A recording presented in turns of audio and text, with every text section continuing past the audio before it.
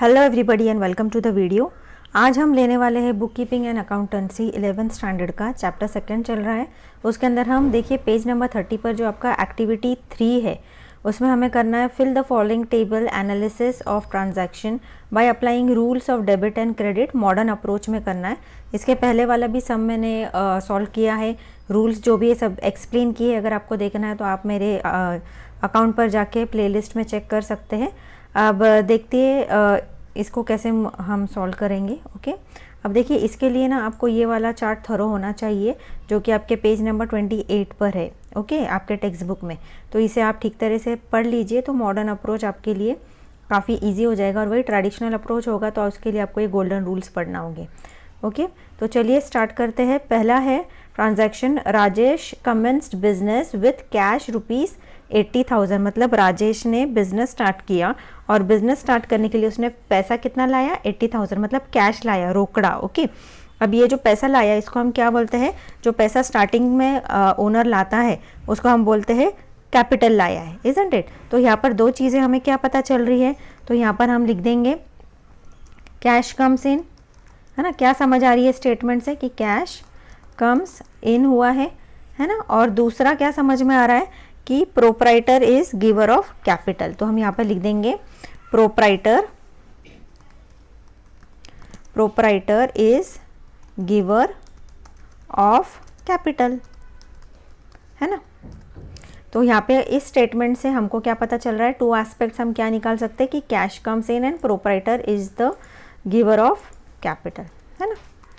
तो अभी देखिए ट्रांजैक्शंस के ऊपर से हम टू एस्पेक्ट्स निकालेंगे। अब टू एस्पेक्ट्स के हिसाब से अभी हम टू अकाउंट्स इन्वॉल्व क्या हो सकते हैं, हम क्या नाम दे सकते हैं अकाउंट्स को, तो हम वो देंगे। तो देखिए कैश कम इन हो रहा है तो हम इसको हम कैश अकाउंट नाम दे सकते हैं, इजंट इट? तो यहाँ पर मैं कैश अकाउंट लिख दूँ।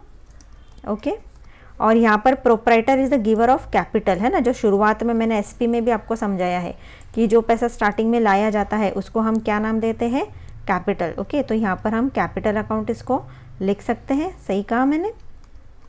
ओके, तो अभी देखिए अभी टू अकाउंट्स इन्वॉल्व के ऊपर से अभी हम लोग कैटेगरीज फाइंड करेंगे। अब कैटेगरीज मुझे कैसे पता चलेगा? उसके लिए जो आपके टेक्स्ट बुक में पेज नंबर 28 पे ये जो चार्ट दिया है ना उसके ऊपर हम स्टडी करेंगे तो हमको पता चलेगा। इसके बेसिस पे हम यहाँ पर क्या निकालेंगे? कैटेगरीज फाइंड आउट करेंगे। तो देखिए कैश है तो कैश अकाउंट क्या होता है? हम हाथ लगा सकते हैं कैश को, इजंट इट? हमें आंखों से दिखता है तो ये हमारे लिए क्या हो गया? एसेट अकाउंट हो गया, है ना। और कैपिटल जो है वो हम चार्ट के हिसाब से कैपिटल अकाउंट हमें ऑप्शन दिया है तो हम वैसे के वैसे ही इसको हम कॉपी करेंगे। देखिए ये फर्स्ट एंड ये सेकंड कैपिटल है तो कैपिटल भी कैपिटल अकाउंट मैंने नाम कहाँ से लाया? यहाँ से। देखिए ये जो 1, 2, 3 वाला है ना कैपिटल अकाउंट, तो नाम ही दिया हुआ है मुझे तो फिर मैं वही कैपिटल अकाउंट नाम लिख लूँगी। ओके, अब रूल्स अप्लाइड क्या है? तो रूल्स अप्लाइड मुझे कहाँ से मिलेगा? यहाँ से मिलेगा कि देखिए हमारा कैश आ रहा है बिजनेस में, तो कैश आ रहा है तो यहाँ पर 2 fundamental rules to be followed लिखा हुआ है, इजंट इट? तो यहाँ पर देखिए जो पहला पॉइंट है ना, increase in asset is debited and decrease in asset is credited. तो मतलब हमारे बिजनेस में कैश आया है ना। तो यहाँ पर हम लोग क्या स्टेटमेंट, वही स्टेटमेंट हम लोग यहाँ पे लिखेंगे, इंक्रीज इन क्या हुआ है? एसेट हुआ है ना। और एक सेकेंड इसमें थोड़ा सा कॉलम को बड़ा कर लेती हूँ कि और सेकंड जो है कैपिटल हमारा आया है ना। तो एक मिनट अंडरलाइन हो रहा है। अब सेकंड जो है वो क्या हो रहा है? देखिए कैपिटल है, कैपिटल में क्या हो रहा है? कैपिटल ला रहे हैं हम लोग बिजनेस में तो ये इंक्रीज इन कैपिटल हो गया, है ना। ये स्टेटमेंट्स मैंने कहाँ से लिए? फंडामेंटल रूल्स से लिए। ओके, जो आपको चार्ट अभी बताया। अब देखिए account to be debited, cash हमारे इसमें आ रहा है तो जो एसेट हमारा इंक्रीज होता है तो हम उसको आता है बिजनेस में तो हम उसको डेबिट करते हैं। ओके, तो यहाँ पर मैं लिख दूँगी डेबिट अकाउंट कैश को। ओके, और ये जो कॉलम है ये डेबिट के लिए, तो यहाँ पे मैं क्रेडिट की एंट्री नहीं कर सकती। हमेशा डेबिट ऊपर होता है और क्रेडिट नीचे की साइड होता है, तो इसीलिए मैंने ऊपर कैश लिख दिया और यहाँ पे नीचे क्रेडिट की जगह पे डैश दे दिया, क्योंकि मैं यहाँ लिख नहीं सकती क्योंकि कॉलम मैंने डेबिट का बनाया। ओके, और यहाँ पर मैंने क्रेडिट का कॉलम बनाया तो मैं डेबिट नहीं लिख सकती, लेकिन प्रेजेंटेशन के लिए हमें अच्छा लगना चाहिए, इसीलिए यहाँ पर मैंने क्या कर दिया, यहाँ पर हम लोग क्या करेंगे, इसको ऊपर डैश देके नीचे यहाँ पर कैपिटल अकाउंट। आई होप इतना आपको समझ गया हो। ओके, अभी हम मूव ऑन करते हैं सेकंड पर। Okay, paid telephone bill office expense है यहाँ पर। ओके, मतलब हमने जो भी उसने टेलीफोन बिल भरा है ओनर ने, वो खुद के पर्सनल यूज़ के लिए नहीं। अगर पर्सनल यूज़ के लिए होता तो ड्राइंग होता, लेकिन यहाँ पे ऑफिस के यूज़ के लिए है। तो यहाँ पर हम लोग क्या करेंगे, देखिए टेलीफोन बिल में नाम यहाँ से उठा लेती हूँ और यहाँ पे उसको मैं टेलीफोन बिल यहाँ पे लिख के, क्या हो रहा है, टेलीफोन बिल इज़ हमारा खर्चा है, तो टेलीफोन बिल इज़ एक्सपेंस है ना। और दूसरा क्या हो रहा है, हमारा कैश जा रहा है, तो कैश गोज़ आउट लिख सकती हूँ, कैश गोज़ आउट, है ना। अब देखिए अकाउंट्स इन्वॉल्व, तो अभी टेलीफोन बिल को मैं टेलीफोन बिल ही अकाउंट नाम दे दूँ, तो यहाँ से मैं कॉपी करूँगी और यहाँ पे लिख दूँगी टेलीफोन बिल अकाउंट, है ना। और दूसरा कैश है, कैश जा रहा है मेरा, तो कैश को मैं कॉपी कर लूँगी और कैश को मैं यहाँ पे लिख सकती हूँ कैश अकाउंट। ठीक है, आई होप आपको समझ रहा है तो प्लीज़ एक कमेंट कर दो और अपने दोस्तों के साथ भी शेयर करना। ओके, अब देखिए टेलीफोन बिल है ना, तो ये हमारे लिए क्या हो गया, एक्सपेंस हो गया। तो मैं यहाँ से इसको एक्सपेंस अकाउंट लिख सकती हूँ मैं यहाँ से, है ना, एक्सपेंस अकाउंट लिख दूँ मैं।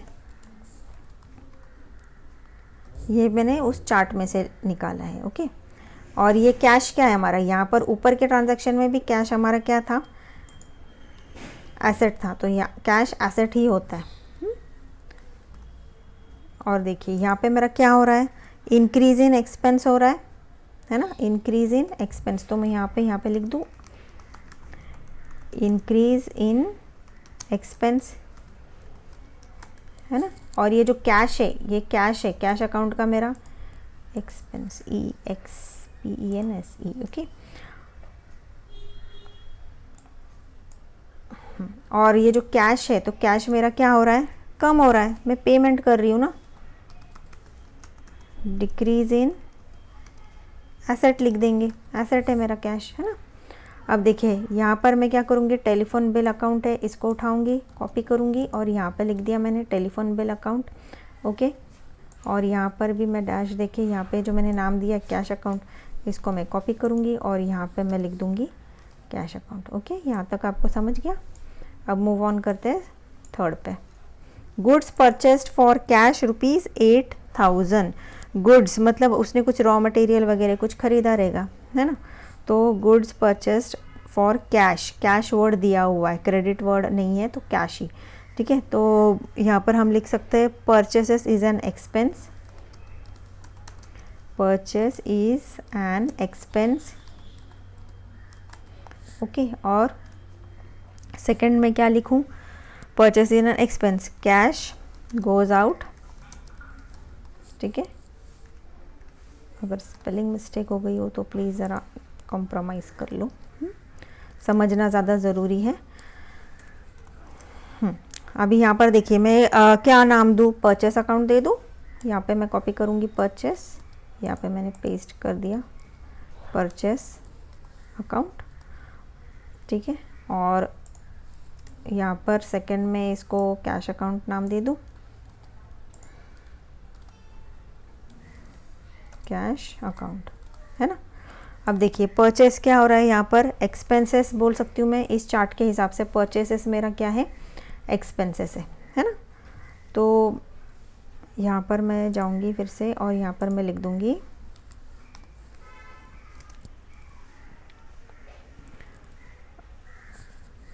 Expense account and asset. ये देखिए मैं ऊपर का वही कॉपी करती हूँ, वही हुआ है हमारा एक्सपेंस अकाउंट। परचेसेस क्या है, एक्सपेंस अकाउंट में जाएगा और मेरा कैश जा रहा है, तो ये एसेट अकाउंट में जा रहा है। ओके, अभी देखिए purchase, goods purchased for cash, मतलब मेरा परचेसेस किया है, मतलब मेरा जो रॉ मटेरियल होगा, माल बढ़ गया, तो इंक्रीज इन एक्सपेंस मैं यहाँ पर लिख सकती हूँ एंड डिक्रीज इन एसेट लिख सकती हूँ।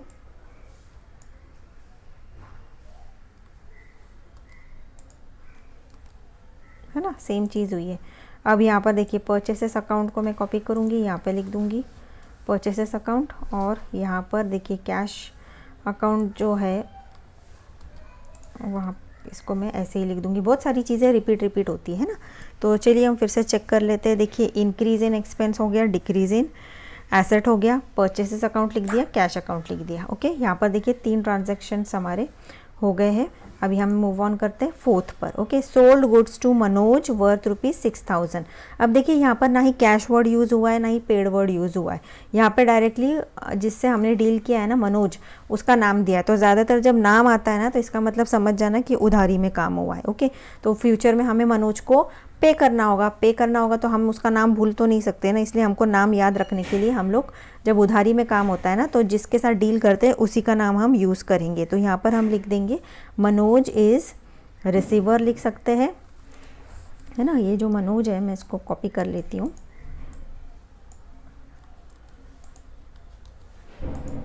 मनोज क्या है, मनोज इज़ रिसीवर, और रिसीवर ओके, और उधार सेल्स हमने किया है तो सेल्स इज़ एन इनकम, तो सेल्स इज़ एन इनकम मैं लिख दूंगी। ओके, अब 2 अकाउंट्स इन्वॉल्व, तो मैं अकाउंट का अगर नाम देना चाहूँ तो मैं क्या नाम दे सकती हूँ, यहाँ पे मनोज उठाऊंगी। ओके, यहाँ पे लिख दूंगी मैं मनोज अकाउंट लिख दूँ, और देखिए सेकंड के हिसाब से मैं क्या कर दूंगी, देखिए सेल्स अकाउंट लिख दूँ।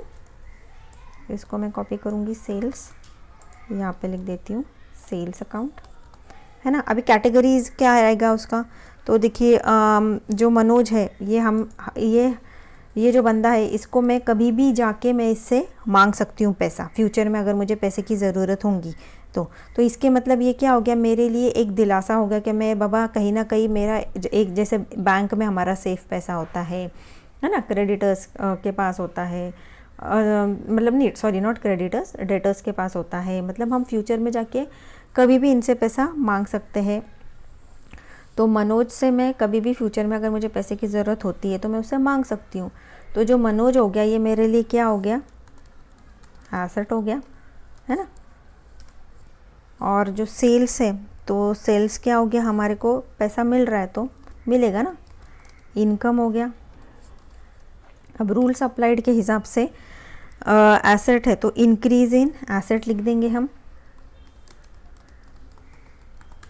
इंक्रीज इन एसेट लिख दूँ, और जो सेल्स है तो इसका इंक्रीज इन इनकम लिख सकते हैं, इंक्रीज इन इनकम लिख दिया मैंने, ठीक है। अब देखिए यहाँ पे मैं मनोज अकाउंट को कॉपी करूँगी, यहाँ पे लिख दूँगी मनोज अकाउंट, ओके, और नीचे आ जाएगा डैश, और ये जो सेल्स अकाउंट है मैं इसे कॉपी करूँगी, और यहाँ पर मैं लिख सकती हूँ सेल्स, है ना। अभी हम 5th वाला देखेंगे, purchased machinery from Suresh on credit ₹15,000, है ना। मतलब हमने क्या किया है, मशीनरी खरीदी है क्रेडिट पे, मतलब उधारी में, मतलब हमारा लाइबिलिटी बढ़ गया, कर्जा बढ़ गया। जब हमारे सर पे कर्जा बढ़ता है तो लाइबिलिटी बढ़ती है ना। यहाँ पे देखिए 4th ट्रांजैक्शन में सेल किया था तो हमारा एसेट बढ़ गया था, लेकिन यहाँ पर हमारा क्या है, हमने कुछ खरीदा है, मतलब भविष्य में हमको कभी ना कभी उसको पे बैक करना है, तो पे बैक करना है, इसका मतलब ये हमारी लाइबिलिटी हो जाएगी। तो देखिए परचेस्ड मशीनरी, तो क्या खरीदा हमने, मशीनरी खरीदा, है ना। तो मशीनरी एसेट है, तो मशीनरी को मैं यहाँ पे लिख सकती हूँ मशीनरी इज़ एन एक्सपेंस, क्योंकि खरीदा है ना।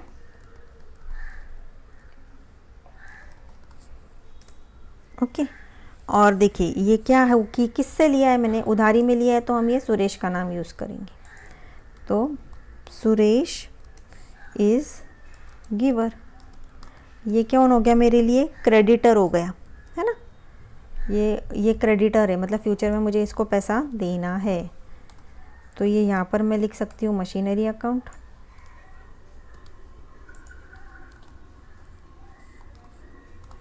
है ना। और यहाँ पे मैं इसको नाम दे सकती हूँ सुरेश अकाउंट, ठीक है, सुरेश अकाउंट नाम दे देती हूँ मैं उसको। अब देखिए यहाँ पर क्या हो गया, मशीनरी क्या है मेरा, एसेट अकाउंट है और सुरेश क्या है, इनकम। तो देखिए ये मैं इसको ऐसे ही ऊपर वाले को कॉपी करके यहाँ पे लिख सकती हूँ। मतलब मशीनरी क्या हो गया, एसेट अकाउंट हो गया, सुरेश क्या है, इनकम हो गया, मेरा इनकम अकाउंट में जाएगा। अब यहाँ पे जो है इंक्रीज़ इन एसेट हो गया मेरा, और जो इंक्रीज़ इन एसेट हो गया, एंड ये जो इनकम है तो ये जो सुरेश हो गया ये इंक्रीज़ इन लाइबिलिटी होगा है मेरा। मैंने मशीनरी ख़रीदा है तो मेरा क्या हो गया, एसेट में बढ़ गया ना, माल मेरा एसेट का बढ़ गया। लेकिन सुरेश को फ्यूचर में पैसा देना है तो इंक्रीज़ इन लाइबिलिटी, लाइबिलिटीज़ हम यहाँ पे लिख देंगे।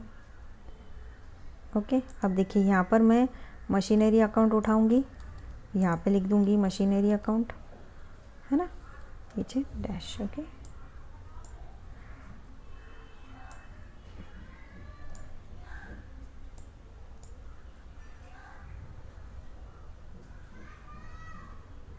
इसको मैं थोड़ा ना बड़ा कर देती, 1 मिनट।